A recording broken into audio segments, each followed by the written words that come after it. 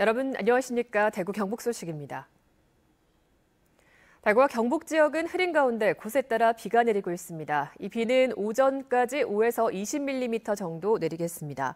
대구 경북 곳곳에서 돌풍이 불고 도로가 미끄럽고 가시거리가 짧아 운전할 때 주의가 필요합니다. 오늘 아침 최저 기온은 대구가 13.6도, 안동이 9.8도 등 9도에서 15도 분포를 보였습니다. 또 비가 그친 후에는 북서쪽에서 찬 공기가 유입되면서 기온이 떨어져 낮 최고 기온은 대구가 12도, 안동이 8도 등 8도에서 14도 분포로 어제보다 5도가량 낮겠습니다. 동해안 지역은 어젯밤부터 강풍특보가 내려진 가운데 헬기 추락사고 수색 작업이 이뤄지고 있는 독도 인근 해상에는 풍랑특보가 내려져 있습니다. 어제 저녁 6시 20분쯤 고령군 계진면의 한 폐기물 처리 공장에서 불이 나 밤새 진화 중입니다. 소방당국은 화재 발생 3시간 만에 큰 불길을 잡고 장비 20석 대와 인력 140여 명을 투입해 잔불을 정리하고 있습니다. 이 불로 820제곱미터 규모의 공장 1개 동과 화물차 등이 불에 타 소방서 추산 1억 4천여만 원의 재산 피해가 났습니다. 경상북도가 유교, 신라, 가야 문화를 기반으로 3대 문화권 사업을 주요 관광 정책으로 추진하고 있는데요. 기반 시설들이 속속 완공돼서 운영에 들어갔지만 대부분 적자를 면치 못하고 있습니다. 이상원 기자가 보도합니다. 지난해 3월 청도군 우문면에 문을 연 신화랑 풍류마을은 609억 원의 사업비를 썼지만 지난해 적자 11억 원을 냈습니다.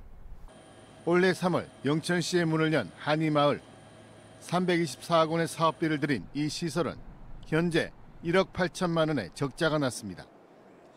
이 외에도 경주 신화랑 풍류체험벨트, 구미 초전지 역사로드, 안동 유리문학 유토피아 등 최근 완공돼 운영에 들어간 경북 3대 문화권 기반시설 대부분이 운영비도 건지지 못하는 심각한 적자 운영에 시달리고 있습니다.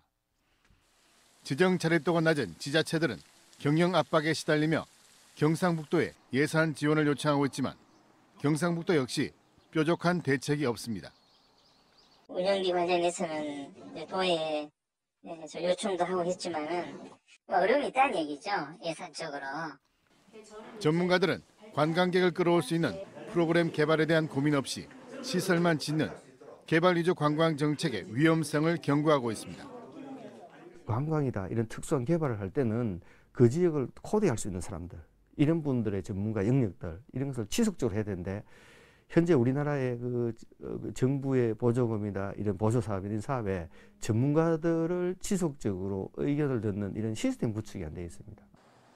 경상북도는 뒤늦게 3대 문화권 관광시설의 운영 방식을 개선하고 새로운 관광 프로그램을 개발하기 위해 용역을 진행하고 있습니다.